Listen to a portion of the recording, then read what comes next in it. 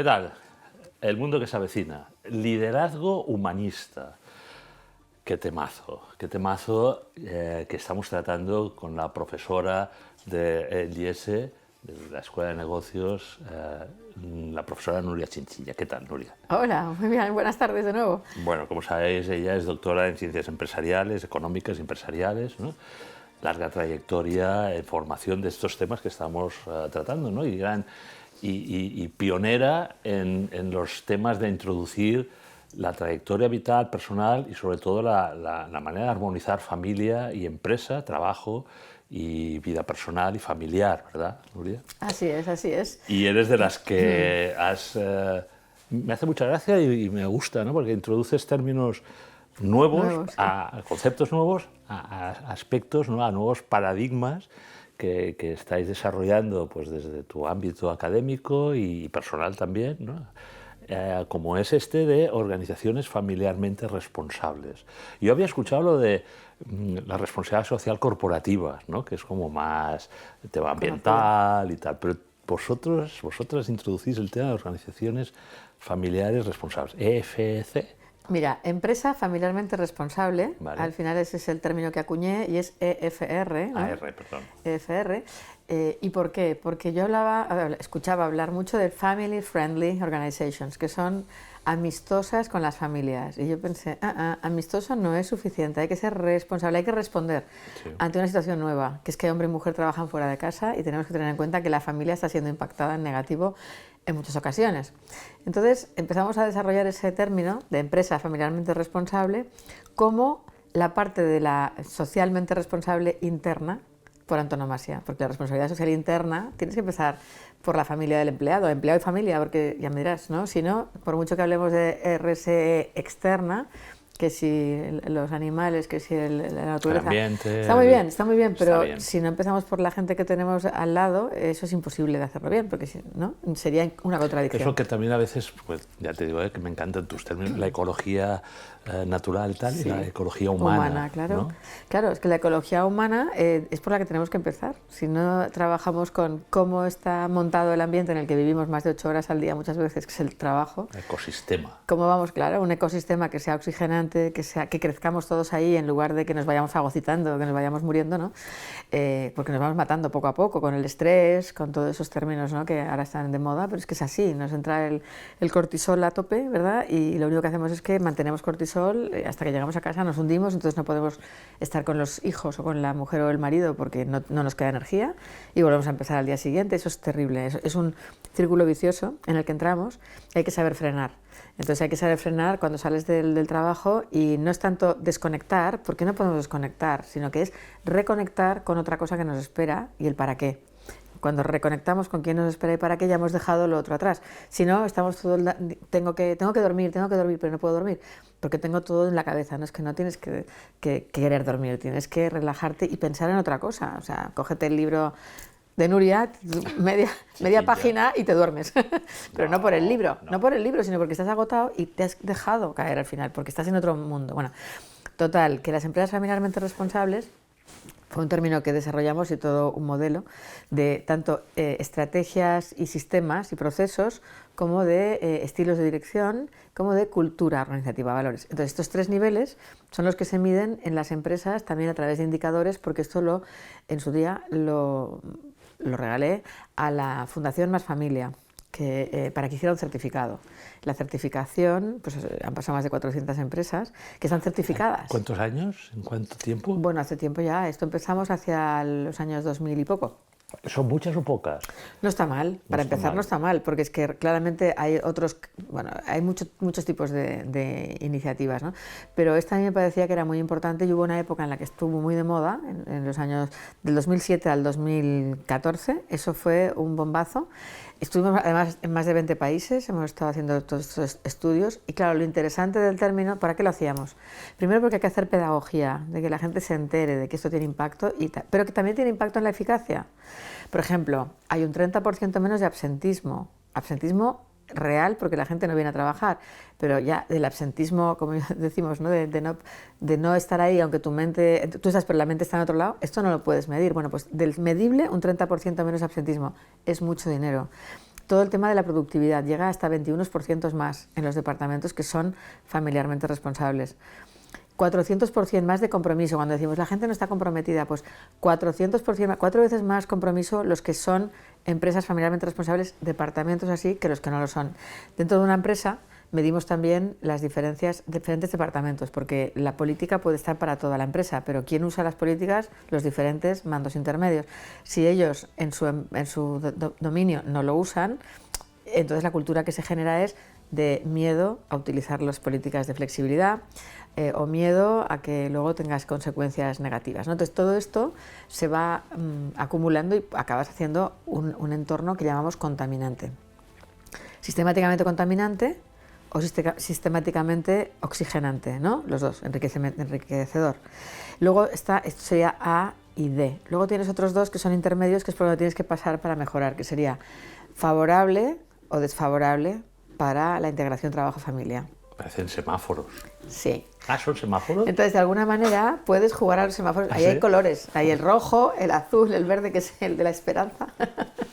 y el hablaremos de la esperanza. Entonces, ahora que me dices lo de los semáforos, gracias, porque me recuerdas una cosa interesante, y es un director general de una empresa gorda también, que se llama Barry W. Miller, Estados Unidos, que son muchos miles de personas, y que él se llama Bob Chapman, y nos explicaba, que para él la gente que trabaja con él son los hijos de algunos papás. Dice, entonces estos me los dejan 8 horas y yo ¿cómo los trato? ¿Cómo me gustaría que trataran a mis hijos si yo fuera el papá, ¿no? Entonces, con esta idea he empezado a hacer toda una cultura de empresa muy del cuidado y también una cosa muy interesante que son los semáforos al entrar y al salir. Si una persona está en verde, en amarillo o en rojo, ¿no? Si entra en verde y dice, me siento ok, me siento muy bien, ¿no? Verde, fantástico. Y a cabo de 8 horas sale y toca otro semáforo y es rojo, entonces te llaman. Anda. Y te dicen qué ha pasado. ¿Por qué este bajón? Suele pasar. Y entonces interesantísimo, hay de todo, Desde no me han hecho caso con lo que necesitaba a tiempo, desde este me pega una bronca, desde el otro no sé qué, lo que sea. Pero claro, el conocer esto y la conversación entre un directivo, sea de personal, sea lo que sea, y esta persona que está en rojo, oye, me interesa saber qué ha pasado para que no vuelva a pasar, ayúdame a saber qué pasa, ¿no? Es fantástico. O sea, entrar ahora en los departamentos de recursos humanos, ¿no? Ya no tiene que dar miedo, ¿no? Para que te expulsen no debería. De alguna manera, así casi ahora que por WhatsApp, ¿no? Por eso porque era muy sí. también no eran departamentos cuidadores, ¿no? No, eran departamentos de recursos. El problema que tenemos ahora también en muchas empresas grandes es que el director de recursos es al tiempo director de recursos humanos, de recursos digitales y de recursos financieros. Con lo cual, evidentemente, las personas son un numerito y punto. Entonces, todos son recursos. Entonces, ¿qué pasa? Que el director, mal llamado, de recursos humanos, lo que le pasa es que estaba muy metido en el tema de sanciones e incentivos y sindicatos. Y ya está. Entonces, toda la parte de desarrollo no existía. Por eso los que tienen empresas con ya también parte de desarrollo le han cambiado el nombre. ¿Cómo le llaman ahora? Pues hay de todo. Dirección de cultura, Calidad, dirección de personas, dirección del talento, dirección del capital humano, o sea, diferentes modos de hablar. ¿Cuál te gusta más a ti? A mí me gusta dirección de personas. Dirección de personas. Porque es lo que más somos. Sencillo. Entonces, es que al principio se llamaba dirección de personal. ¿Qué pasó? Que el personal, como era todo muy negativo lo que hacía esa dirección, sí. En Estados Unidos empezaron a hablar de Human Resources, queda muy bien en inglés, ¿no? Human Resources. Pero claro, lo llevas al español y dices, recurso humano, ¿de verdad eso es lo que yo quiero? Pero también capital humano. No, a mí no me gusta. Yo digo dirección de personas o también hablan dirección del talento. Bueno, el talento son ya talentos humanos. Talentos en general, sí, claro, ¿no? Sí. Que después hablaremos que también hay talento ahora artificial, eso, ¿no? Tenemos agentes hay de todo. virtuales, ya lo hablaremos, Hay ¿no? de todo. Pero ser directivo o directiva abuelo, ¿no? Cuando hablabas un poco de que ya tienen nietos. Eso es muy interesante, porque los niños te abren los ojos. O sea, hay muchos hombres que no han entendido nada de lo que es una dirección de personas hasta que no han sido abuelos. ¿Por qué? Porque cuando han sido padres, es lo típico que ellos estaban trabajando todo el día fuera de casa y en casa lo tenían todo hecho. Entonces no entendían cuando entraban mujeres que necesitaban flexibilidad de horarios. Entonces, ¿qué pasó? Pues que cuando son abuelos es cuando les preguntan a las niñas, oye, pero ¿por qué no te dejan hacer tal? Y entonces tú les dices, ¿y tú? ¿A tus empleadas qué tal? ¿No? Entonces, ostras, es verdad, es que no pueden. O sea, ha sido la realidad, el pegarse contra la realidad de nietos cuando han visto que realmente la familia necesita tiempos diferentes, flexibilidades diferentes, ¿no? No somos los hombres, que Bueno, al final, hasta que no, ¡pum!, yo creo nos que damos... hombres sí, pero las mujeres también. Si no tenemos la experiencia, ¿qué nos cuentan? Son todo teorías, ¿no? Claro, si se delegaba todo, pues Claro, el se servicio abdicaba. doméstico, o se abdicaba, Se abdicaba. ¿no? Nos quedó Sí. pendiente en el capítulo anterior, que te lo quise preguntar y lo enlazo en este, ¿no? El tema de la selección de personas, lo de personal, ¿no? Que quedó pendiente, ¿verdad? Sí. Cómo estaba cambiando, ¿no? En los directores de recursos humanos o de personas y cómo la trayectoria vital tenía ahora ya más peso que la académica o la de méritos, ¿no? En los currículums, ¿no? Muy largos, sí. Pero a lo mejor no se tenía en cuenta esa persona como era, ¿no? Y cómo vivía su entorno familiar. Ahora se tiene en cuenta. Eso es interesante, pues depende de la empresa de nuevo, ¿no? O sea, hay empresas que tienen claro que hay que encajar valores de la empresa con los que vienen. Entonces, eso, si tienes una empresa mecanicista, pues no pasa nada, porque si tú vas a números y el otro también va a números, parece que hay un buen encaje. ¿Qué pasa? Que este encaje es un encaje muy lábil, muy frágil, que se rompe pronto, porque esto es como la mafia, ¿no? Todos vamos a eficacia, pero yo quiero más, tú quieres más, y al final nos mataremos por el dinero o por el poder o por el prestigio. Yo hago la broma de cómo es la empresa, cómo es la persona. Digo, la empresa esta es como un barco de piratas. ¿Pero por qué? Porque los piratas no es porque sean mala gente, porque van con un ojo tapado. Entonces, si van con un ojo tapado, por mucho que quieran, esta parte no la ven. Entonces, ellos van, tiran, se caen, porque hay aquí algo que no ven y dicen, la culpa es tuya. Ya empezamos con el follón de la desconfianza, de la racionalización de mentiras. ¿No? Entonces, bueno, por tanto, puede haber un encaje, pero un encaje muy débil. ¿Qué pasa si entra una persona con visión trascendente en una empresa muy mecanicista? Pues que para esto, o sea, hay dos opciones. Para mí es la semilla de un fracaso, porque esta persona se convierte en pirata también y tiburón, o se va porque hay una fuerza centrífuga que te echa fuera. No encaja. Exacto. Luego hay otra... Pero no puede transformar. Yo tengo amigos, claro. Tengo un amigo concreto que es amigo común, ¿no? Claro. José María, que intenta cambiar y transformar la cultura de la empresa en el departamento de personas. En el círculo de influencia suyo puede hacer lo que pueda, claro que sí, y tiene que conseguirlo en ese círculo. Pero si el círculo de influencia es tan pequeño, a veces yo cuento en las clases que esto les duele a los directivos o a los altos directivos, pero siempre digo, un director general tiene el director de personal que se merece. Porque puede haber un señor como tu amigo Feliu, que es una maravilla de hombre, pero si está en según qué empresa, es que no le van a dejar. No le van a dejar hacer lo que él quiere, su programa. No le van... En cambio, otros, bueno, por eso está en el IES, ¿no? Porque todo lo que quiere hacer seguramente le van a dejar. El director de recursos, como le llaman, de personas del IES. José María Feliu, un gran tipo, ¿eh? Gran persona, gran profesional. ¿No? Bueno, total que... Bueno, pero es un hombre que en su momento somos amigos desde pequeños, ¿no? Y él sacrificó seguramente, ¿no? Esos horarios, ¿no? Y que en aquel momento pues era para subir, ¿no? Al final ha conseguido, como tú, ¿no? Una gran trayectoria vital y profesional, equilibrada, ¿no? Equilibrada, pero en su momento no era fácil encontrar. Yo le decía, oye, ¿por qué no viajas más, no? Bueno, porque tengo ahora unos hijos adolescentes y tengo que estar presente. Perfecto. Y yo le decía, pues chapo, porque no, por eso lo tenéis ahora en el IES y ha estado en... Pero no, me refería a que cómo seleccionas, claro, tú lo dices, ¿no? Voy, todavía estoy ahí. Sí. Espera. Dos cosas. El primer nivel, ya te he dicho, son los de economicistas, tal. Luego el segundo nivel, que sería personas que se mueven por lo intrínseco y empresas que se mueven por lo intrínseco, es que están más por la atractividad que por la eficacia. Vamos a ser atractivos, vamos a meterle pasión a las cosas, vamos a poner energía, tal. Entonces, ¿qué pasa? Que la gente que sea intrínseca con esta empresa, que sería más el barco del amor, vas con las emociones, ¿no? Fenomenal, hasta que pasa otra rubia con el pelo más largo y te vas con aquella. Entonces, lo mismo pasa en las empresas, o sea, me gusta más este proyecto que el tuyo, me voy con el otro. Entonces, claro, de nuevo, es un encaje, pero un encaje que no tiene mucho fondo, porque en realidad vas a lo que te apetece. El tercer nivel sería el tercer tipo de barco, de empresa humanista, sería más lo que sería un velero. El velero, ¿qué pasa? Que tienes, para que el velero funcione y ganes una carrera, una regata, tiene que tener a todo el equipo a tope para conseguir ganar, pero además cada uno en su puesto y a todos, uno como Fuenteovejuna, ¿no? Todos a una. ¿Qué pasa? Que si vienes un mecanicista aquí, es que seguramente lo echarán por la borda pronto, porque si no sabe hacer equipo y pensar en los demás, no me interesas. Si son trascendentes, los que vienen, es fantástico, porque entonces eso sí que es un vínculo de fondo, porque van a por lealtad, a ganar de modo adecuado, ¿verdad?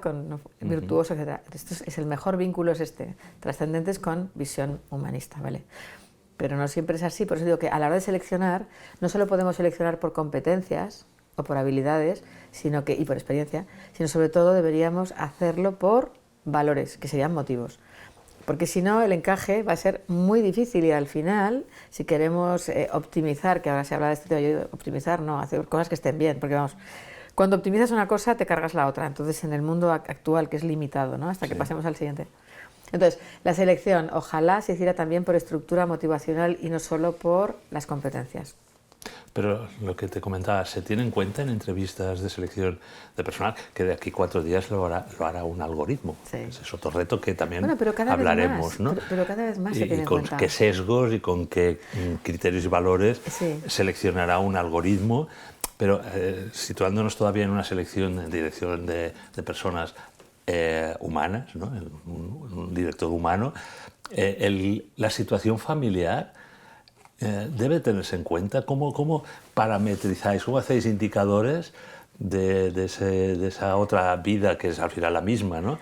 En el ámbito familiar para una selección en la empresa, ¿no? Bueno, es que el tema es cómo se hace la entrevista. En la entrevista es cuando tú ves a esa persona que le importa. ¿Y cómo puedes ver el motivo que tiene detrás? Pues porque vas diciendo, ¿cómo has tomado esta decisión? ¿Por qué? ¿Por qué quieres cambiar de empresa? ¿Por qué has cambiado 4 veces en los últimos 5 años? Ya me has dicho de todo ya con esto, ¿no? Entonces hay que ver las causas por las cuales. Entonces las causas y el por qué te va diciendo qué tipo de persona es. Cuando te habla de familia, cuando no te habla de... Cuando te habla de colegas, cuando te habla... O no te habla y simplemente habla de yo. Todo esto vas viendo. Entonces el tema familiar es tan importante que la empresa que no tiene en cuenta esto ya va abocada al fracaso, porque es que la familia te va a impactar constantemente y tú como empresa vas a impactarle. Entonces, más vale que seáis colaboradores ya por todas y si tienes la visión humanista, obviamente tienes en cuenta la familia del empleado. Y si hay un enfermo, y no es por ley, es porque solo faltaba. Pero esto tiene que tener una visión humanista. Si no, si vas por visión economicista, acabas pronto. La persona que tiene más de 2 hijos ya empieza a decirle que se vaya yendo de lado, ¿no? Y te la sacan. Hay mujeres que, bueno, y gracias a Dios, mujeres que les ha pasado esto, que las han dejado cuando han vuelto del tercer hijo, las han dejado de lado, vienen llorando y les dices, no, sí, gracias a Dios que te has enterado que esta empresa no es para ti, tú cambia de empresa o monta la propia. Y de repente tenemos pues una Carlota Pi que montó su empresa gracias a que estaba en el EMBA y la animamos a que, oye, diles a aquellos que vas a negociar fuerte, que te quieren echar porque que te paguen y tú te montas con otros. Se han montado entre 3 personas una empresa eléctrica fantástica, por la luz. Toda esta investigación, ¿no? De indicadores y para intentar cuantificar, si se puede, ¿no? Esa responsabilidad familiar corporativa, ¿lo haces a través de la cátedra precisamente del matrimonio Pica Aguilera? Sí. ¿Sí? ¿Cómo se genera esta cátedra? Eso se empezó, claro, lo empezamos haciendo desde el Centro Trabajo Familia, International Center for Work and Family, que ahí empezamos en los años 2000 y poco, como digo, ¿no? Y luego todo eso, pues ahora todavía está allí, pero también desde mi cátedra, esa desde las 2, depende. Pues la cátedra de la familia Pica Aguilera. ¿Quién era esa familia es una maravilla, extraordinaria? Esta maravillosa familia, él fue el que después de haber hecho el primer PADE del IES, Programa de Alta Dirección Empresarial, primero que hubo en el año 58, se dio cuenta de que el método del caso era muy potente para hacer pensar a la gente y dijo, ¿por qué no lo usamos para nuestra empresa más importante, que es la familia? Entonces fue cuando él empezó a pensar que tenía que desarrollar métodos, o sea, caso corto, para temas familiares. Esto es el FERT, ¿no? Y por eso orientación familiar, en Barcelona fue el FERT y luego está ya más de 120 países y se llama IFFD, International Federation for Family Development, que es algo enorme, que empezó pequeñito en la casa de al lado del IES, que era la casa de Pica Aguilera, ¿no? Y luego a partir de aquí fue cambiando, bueno, fue ampliando a todos los países. Una maravilla, porque son cursos de 0 a 2 años, de 0 a 4, perdón, de 4 a 6 o 8, luego adolescentes, son 5 sesiones cortitas de diferentes etapas, primeros pasos, primeras letras, adolescencia, ahora incluso abuelos y matrimonio, o sea que es fantástico porque son método del caso con parejas. Yo he asistido a varios con mi mujer, con Mercè, ¿no? Y amigos, matrimonios amigos, y es extraordinario y me parece un súper buen complemento a lo que hacéis vosotros en la empresa. Totalmente. Porque si no también queda cojo. No venimos con manual, sí, ni en amor conyugal, ni en ser padres, no, sí, o sea, llegamos ahí pues seguramente con menos currículum que cuando llega a una empresa alguien que ha hecho el máster del IES o cualquier otro. Y entonces yo creo que debió ser muy visionario, ¿no? Muy visionario. Este matrimonio, para entender que había, si queremos esa integración, ¿no? Familia-empresa, formar en buenos profesionales, ¿no? Pero también en buenos padres, buenos maridos, mujer, ¿no? Sí, señor. Y en las etapas, porque como tú bien dices, igual que has comentado de la empresa y has hablado de los seniors y de los que están ya a punto pues, de dejar la empresa y cómo recuperarlos, ¿no? Lo de la madurescencia, ¿no? Que se denomina, en esa etapa también de abuelos en la familia y de seniors mayores en la posjubilación, ¿no? Gran iniciativa, y que lo hayas recuperado como en forma de cátedra, bueno, yo creo que es el ejemplo de la integración puesta a la práctica, ¿no? Y tiene mucho éxito. Han pasado también muchísimos padres, matrimonios, ¿no? Por estos La verdad es que sí, cursos, mucho tiempo ¿no? lo estuvimos haciendo desde el IES también. Los del FERT se hacían a veces Sí. con profesores del IES como yo también. Pero luego un momento en que, bueno, es mejor que cada uno haga lo que tiene que hacer porque si no, no llegamos a todo. Pero es tan bonito el ver que no solamente lo hacen desde la WIC o desde los colegios de la obra, colegios, sino que sí. cada vez más, ¿verdad? En todas partes está haciéndose, se ha copiado el modelo. Además también tienes el ejemplo, ¿no? de grandes profesionales, ¿no? Directivos que te están explicando cómo gestionan eso en su familia, con sus hijos adolescentes, con el lenguaje los 5 lenguajes del amor que comentábamos, Bueno, pues, claro. con su cónyuge y tal. Y me parece una iniciativa extraordinaria que dices que de alguna manera se complementa con la que hacéis en la cátedra, Totalmente. por la visión de Pica Aguilera, que son una familia extraordinaria, ¿no? También comentamos, y vuelvo a insistir en el tema de la excelencia, o sea, educamos, y también en los colegios, en cualquier universidad, claro, tenemos, y los padres, ¿no? Queremos que sean top, ¿no? La máxima excelencia, ¿no? Y es una palabra que se utiliza, pero que bueno, que al final era una carrera también por tener no sé cuántos títulos, la titulitis, ¿no? Todo eso ha cambiado, es decir, el concepto de excelencia que antes era tener, aunque tú tienes 7 idiomas, pues claro, excelencia, ¿no? Pero todo el mundo nos gustaría, ¿no? Que nuestros hijos pues tengan 2 másteres, no sé cuántos tal, que ese es el concepto de excelencia que defendéis vosotros en estas empresas, de que no, claro. La excelencia es más de calidad que de cantidad. O sea, no importa que tengas 3 másteres, a lo mejor tienes 1, pero Claro, pero tú... la selección de personal antes vuelve ahora al también, modelo antiguo. Y ahora también parece que cuanto más... No, pero al final es qué calidad de persona tienes delante. ¿Es capaz de hacer equipo? ¿Es capaz de pensar en las necesidades que tiene enfrente, tanto del cliente externo como del cliente interno? A esto le llamáis los stakeholders, ¿no? ¿Cómo es esto de Entonces, los intereses? Bueno, cada vez más Partes estamos hablando de stakeholders, se habla desde hace muchos años en Estados Unidos, todos los que tienen algún interés en la empresa, entonces desde proveedores, clientes, la comunidad local, los empleados y sus familias, etcétera, ¿no? Son todos stakeholders, ¿vale? Pero cada vez más se está hablando no solo de cómo impactamos en los stakeholders, sino cómo impactamos en la relación con ellos. Entonces se habla de relation holders, son los que tienen relación con la empresa. Más que intereses. Y eso es muy interesante porque es un cambio de paradigma. Total. Entonces, el interés es más la visión economicista. El paradigma, bueno, es verdad que también hay relaciones que son más extractivas, hay relaciones que son más de instrumentalización también y tal, pero me importa mucho el vínculo de lealtad, el vínculo de sostenibilidad, tanto en clientes, proveedores, todos, pero qué calidad de relación puedo desarrollar yo como empresa, ese es el punto. Porque ¿de qué depende? Depende de los valores de los que toman decisiones a alto nivel.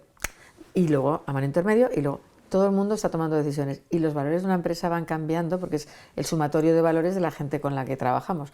Entonces van cambiando a medida que permitimos que pasen cosas que no se deberían permitir.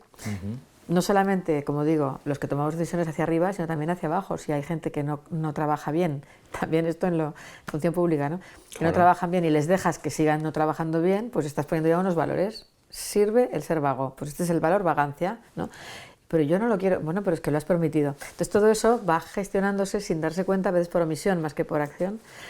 Y bueno, y eso íbamos consiguiendo, pues empresas más o menos excelentes, ¿no? Tienes algún libro titulado, creo, Dueños de nuestro destino, ¿no? Sí. El saber descubrir _sé. ¿Por qué descubrir_sé?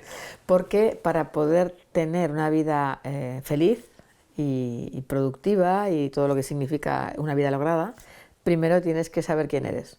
Entonces empiezas por el autoconocimiento, pero a fondo, ¿no? Como decían los griegos, ¿no? Bueno, primero hay que saber quién eres y luego ya llegaremos a descubrir nuestra misión. Pero primero ¿Para qué sirvo? claro, ¿no? primero, ¿quién soy yo y para qué sirvo? ¿Quién soy yo? Evidentemente, si eres católico, pues primero eres hijo de Dios. Esto te da una autoestima que no se acaba. Esa es tu identidad principal. Que, por cierto, hablando de autoestima, la autoestima también quiere decir por qué me quiero yo, cuál es mi capacidad de mi corazón. Y el corazón con el que yo me quiero es el mismo con el que te quiero a ti. Si yo soy extractiva, soy extrínseca, pues me quiero solo por la imagen que tengo. Entonces mi autoestima va a estar, vamos, a los vientos de quien me diga que me va... Claro. Horrible, acabaré con Botox todo el día, ¿no? Lo segundo, intrínseco. No, yo me quiero porque tengo 7 idiomas, porque tengo 2 doctorados. Vale, entonces, ¿qué pasa? Si te quedas tetrapléjico y no puedes mover nada, que te has muerto ya, no tienes nada que hacer, ¿no? Tercer nivel, trascendente, siempre puedes hacer cosas por los demás, hasta dejar que te cuiden y hasta hacer mucho para que ellos crezcan. Si ya tienes la T con mayúscula, como decía mi amiga Maruja Moragas, me levanto por la mañana y me miro al espejo y estoy fatal, pero digo, soy hija de Dios. Me siento princesa, soy hija del rey. La autoestima te cambia totalmente, ¿no? Entonces, bueno, o sea, eso es importante, saber quién eres, primero de todo, y ya luego descubrir tu misión, el para qué estás aquí. Que ya sabemos que misión viene de misión, enviado. ¿Para qué me han enviado aquí estos años que no sé cuántos van a ser? Yo tuve un accidente de moto a los 17. Anda. Estoy aquí porque Dios quiere. Todos metieron la pata, uno tras de otro. Estuve 6 días, primero me dejaron en la carretera. Luego me llevaron al hospital de la Costa Brava, que no entendían nada los médicos, no sabían leer radiografías, le decían a mis padres que estaba bien, que cuando me despertara con dolor me darían más analgésicos. 6 días así. Y cuando mi madre dice, se me está yendo la niña, me llevan al clínico con la misma radiografía y dicen, ¿cómo está viva? Si no le han sacado, o sea, tiene doble fractura de cráneo, 8 coágulos internos presionando los centros neurálgicos y además nadie ha drenado este cerebro que estaba a punto de explotar. O sea, todo esto, y entonces dijeron, bueno, si no se salva, vamos a cirugía, subnormal, paralítica, ciega. Madre mía. Y me quedé sin olfato, sin gusto y sin tacto, lo mínimo que me podía pasar, y aquí estoy. Porque Dios quería. Exacto. ¿no? Exacto. Gran mujer Maruja también, ¿no? Uf, qué gran tipa. Íntima, sí, ¿no? la dejó el marido con 3 hijos adolescentes y lo bonito del tema es que la conocí a partir de ahí y como ella... ¿Trabajasteis juntas? Claro, la traje al IES a trabajar conmigo 12 años. Todo esto lo trabajé con ella. El tema familia, el tema mujer. Y gracias a eso pues hemos tirado adelante muchos temas y bueno, ella pues nada, cuando... Ahora te ayudo desde arriba. Por supuesto, por supuesto, porque estoy convencida. Citas a menudo tienes... Es que lo tengo claro que está ahí y está muy, muy claro que además seguramente bueno, podrá, si Dios quiere, acabar también siendo ejemplo para mucha gente porque ella cogió el toro por los cuernos, ¿no? Y dijo, vamos a agarrarme a Dios como una lapa para aguantar todo esto que tengo que pasar, ¿no? Y nada, y así fue. Todo el mundo tiene familia, se nos ha acabado el capítulo, seguiremos en el siguiente porque también tiene algo que ver con lo que estamos hablando y se nos ha quedado todavía en el tintero, ¿no? Pero al final todo el mundo tiene familia, ¿no? Incluso todos. Las singles que creen que solo tienen carrera profesional. Todos tienen un padre, una madre, y más ahora algún que hermano. comentábamos que la longevidad pues cada vez es mayor, también gracias a la medicina y gracias a Dios y tenemos que cuidar también de nuestros descendientes y ascendentes, ¿no? Total, estamos ahí en el sándwich, los de arriba y los de abajo. Estamos ¿no? igual, ¿verdad, Nuria? Sí, sí. Y está muy bien, también enriquece. Sí, ¿no? todo es aprendizaje y todo es santidad, si lo quieres ver de esta manera. Claro. Oportunidades. Nuria, venga, la semana que viene te tenemos aquí Seguimos. de nuevo, seguimos. Si Dios quiere. Claro que sí, Gracias. gracias a ti.